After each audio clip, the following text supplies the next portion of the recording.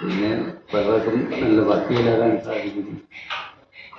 ഇങ്ങനെയൊക്കെയുള്ള നോട്ടമാണ് മിക്കവാറും എല്ലാവർക്കും ഉള്ളത്. എന്നാൽ ഒരു നല്ല ഡോക്ടറായിരിക്കുന്നതോടൊപ്പം നല്ല മനുഷ്യരായി കൂടിയിരിക്കേണ്ടത് ആവശ്യമല്ലേ? ആവശ്യമാണോ അല്ലേ? ഒരു നല്ല എഞ്ചിനീയറായിരിക്കുന്നതോടൊപ്പം നല്ല മനുഷ്യരും ആയിരിക്കേണ്ടത് വേണമല്ലേ? നല്ലൊരു വക്കീല്, ആ വക്കീല് നല്ല വക്കീലായിരിക്കുന്നതോടൊപ്പം നല്ല മനുഷ്യനും കൂടി ആയിരിക്കണ്ടേ? അല്ലേ? അപ്പോൾ അതിനെന്താ വഴി? ഞാൻ ഇതിനുള്ള വഴി എന്താണെന്ന് വളരെ ചിന്തിച്ചു. അവസാനം ഞാനൊരു സൊല്യൂഷൻ കണ്ടെത്തി. എല്ലാ അണ്ടർ ഗ്രാജുവേറ്റ് ലെവലിൽ, അവർ മെഡിസിൻ ആയിക്കോട്ടെ, എഞ്ചിനീയറിംഗ് ആയിക്കോട്ടെ, ലോ ആയിക്കോട്ടെ, മാത്സായിക്കോട്ടെ, സയൻസ് ആയിക്കോട്ടെ, എല്ലാ അണ്ടർ ഗ്രാജുവേറ്റ് രംഗത്തും നല്ല മനുഷ്യനായിരിക്കുക എന്ന ലക്ഷ്യം വെച്ചുകൊണ്ട് ഒരു സബ്ജക്റ്റ് കമ്പൽസറി ആയിട്ട് ഉൾപ്പെടുത്തുക സിലബസിൽ. എന്താണത്?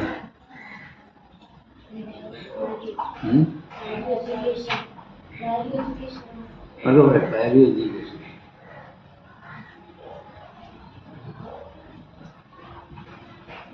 വാല്യൂ എഡ്യൂക്കേഷൻ എങ്ങനെ കിട്ടും? പണ്ട് മുതലേ വാല്യൂ എഡ്യൂക്കേഷൻ കിട്ടുന്നത് ഫിലോസഫിയിൽ നിന്നാണ്. അല്ലേ? ഇന്ത്യയിൽ ഇങ്ങനെയൊരു സബ്ജക്റ്റ് കൂടി ഉൾപ്പെടുത്തുക അണ്ടർ ഗ്രാജുവേറ്റ് ലെവൽ, ഫിലോസഫി പഠിപ്പിക്കുക. അപ്പോൾ പ്രശ്നം ഉദിക്കും, ഇന്ത്യ ഒരു സെക്കുലർ സ്റ്റേറ്റ് അല്ലേ? സെക്കുലർ സ്റ്റേറ്റ് ആയിരിക്കുമ്പോൾ ഏതെങ്കിലും മതത്തിൻ്റെ ഫിലോസഫി പഠിപ്പിക്കാൻ പാടില്ല. ഹിന്ദു ഫിലോസഫിയുണ്ട്, ക്രിസ്ത്യൻ ഫിലോസഫിയുണ്ട്, ഇസ്ലാമിക് ഫിലോസഫിയുണ്ട്. ഇങ്ങനെയുള്ള പല മതപരമായ മതത്തിനോട് ചേർന്ന് നിൽക്കുന്ന ഫിലോസഫികൾ ഉണ്ടെങ്കിലും അതിനൊക്കെ നമുക്ക് ഏതെങ്കിലും ഒന്നും നമുക്ക്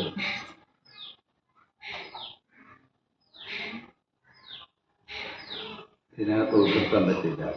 കിട്ടുമോ? സെക്കുലർ സ്റ്റേറ്റിൽ അത് പറ്റില്ല. അപ്പോൾ എന്ത് ചെയ്യും? ഞാൻ നോക്കി ഫിലോസഫിയിൽ ഉത്തരം പറയാൻ ശ്രമിക്കുന്ന പ്രശ്നങ്ങളുണ്ട്.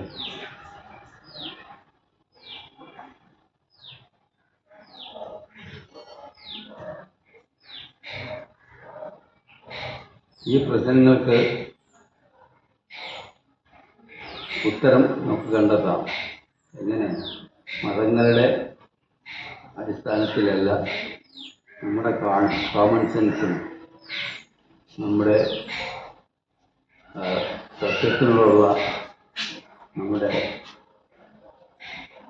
ആഭിമുഖ്യവും വച്ചുകൊണ്ട് നമുക്ക് തന്നെ ഉത്തരം കണ്ടെത്തിപ്പോയി.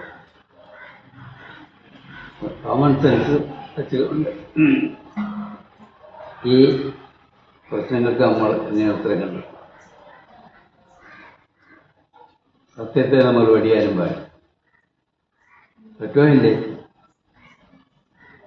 പറ്റുമോ? പറ്റില്ല. പറ്റും. അങ്ങനെ സാധിക്കും എന്നുണ്ടെങ്കിൽ അത്തരത്തിലുള്ള ഒരു വിഷയം കൂടി അണ്ടർ ഗ്രാജുവേറ്റ് ലെവലിലുള്ള എല്ലാ പഠനങ്ങളിലും ഉൾപ്പെടുത്തുക. ഇങ്ങനെ ഒരു പ്രൊപ്പോസൽ ഞാൻ ഇന്ത്യ ഗവൺമെൻറ്റിന് എഴുതി അയച്ചു. ഇവിടെയല്ല, മുമ്പ് കോൺഗ്രസ് ഭരിക്കുന്ന കാലത്ത് തന്നെ എഴുതി അയച്ചു. മറുപടിയൊന്നും ഉണ്ടായില്ല. അതിനുശേഷം മോദിയുടെ ഭരണം തുടങ്ങിയതിനു ശേഷം എഴുതി അയച്ചു. ഒരു മറുപടി ഉണ്ടായില്ല. പിന്നെ ഞാൻ എന്താണ് ഒരു നിയമമുണ്ടല്ലോ,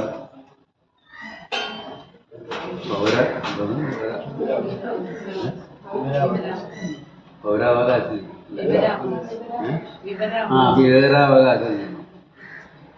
അതനുസരിച്ച് 10 രൂപ അടച്ച് ഞാൻ എഴുതി അയച്ചു പ്രൈം മിനിസ്റ്റേഴ്സ് ഓഫീസിലേക്ക്. അപ്പോൾ അവിടെ നിന്ന് മറുപടി വന്നു, ഇത് ഇന്ന ഓഫീസിലേക്ക് അയച്ചിട്ടുണ്ട്. അവരുടെ കളഞ്ഞോ ഇതൊന്നും ഞാൻ അറിഞ്ഞില്ല. എന്തായാലും ഞാൻ എൻ്റെ ജോലി ചെയ്തു എന്ന് സമാധാനത്തിൽ ഞാൻ ഇരിക്കുന്നു. പിന്നെ ഒരു പ്രശ്നം കൂടി പറഞ്ഞു.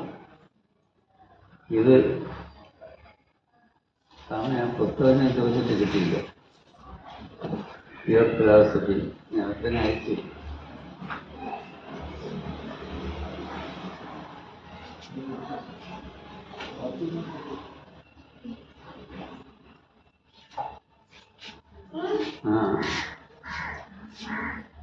ഇങ്ങനെ പ്രപ്പോസൽ ഞാൻ വെച്ചാൽ മതിയോ?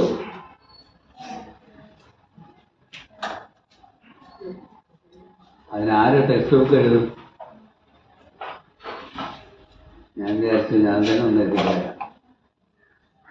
അങ്ങനെ ഞാനൊരു ടെക്സ്റ്റ് ബുക്ക് എഴുതി.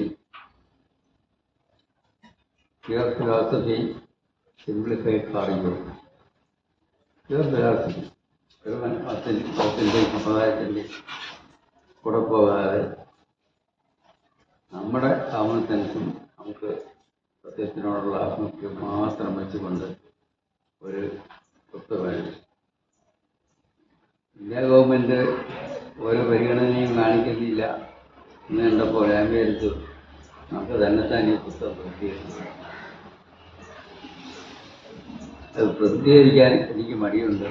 കാരണം ഇംഗ്ലീഷിൽ ഞാൻ എഴുതിയാൽ അത് നല്ല ഇംഗ്ലീഷ് ലാംഗ്വേജ് പരിചയമുള്ള ആൾക്കാരെ കൊണ്ട് എഡിറ്റ് ചെയ്തിട്ട് എൻ്റെ ഇംഗ്ലീഷ് അത്ര നല്ല ഹൈ സ്റ്റാൻഡേർഡ് ഉള്ളതാണെന്ന് ഞാൻ കരുതുന്നില്ല. അങ്ങനെ ഞാൻ കയ്യിൽ വെച്ചുകൊണ്ടിരുന്നു. ആരെയും കിട്ടിയില്ല. അപ്പോൾ നമുക്ക് പരിചയമുള്ള ഒരു അമേരിക്കൻ, അദ്ദേഹത്തിൻ്റെ ഭാര്യയുമൊത്ത് ഇവിടെ നിന്ന് കുറച്ചുനാൾ താമസിച്ചു. ആ സ്ത്രീ പ്രാർത്ഥനയ്ക്കൊന്നും വരില്ല. പ്രാർത്ഥന ആദ്യം അങ്ങനെയായിരുന്നു. പിന്നെ ക്ലാസ്സിലൊക്കെ വരാൻ തുടങ്ങി. ഇവിടെയുള്ള എല്ലാ പരിപാടികളിലും സഹകരിക്കാൻ തുടങ്ങി. അപ്പോൾ ഞാൻ ചോദിച്ചു, ഇങ്ങനെ ഒരു പുസ്തകം ഞാൻ കയ്യിൽ വെച്ചിരിക്കും, അതൊന്ന് എഡിറ്റ് ചെയ്ത് തരാമോ? ഒരു നല്ല ഇംഗ്ലീഷ് ഉണ്ടെന്ന് എനിക്ക് മനസ്സിലായി. ഞാൻ നല്ല എഡിറ്ററൊന്നുമല്ല, എന്നാൽ ഞാൻ ശ്രമിച്ചു നോക്കാം എന്ന് പറഞ്ഞു. ഞാൻ എൻ്റെ അടുത്ത് കൊടുത്തു. അത് അതിൻ്റെ പ്രവർത്തനങ്ങൾ അതൊന്ന് വായിച്ചു. ഉടനെ പറയാണ്, എനിക്കിതിൻ്റെ ഒരു ഫോട്ടോ കോപ്പി വേണം. അവനെടുത്തോളൂ.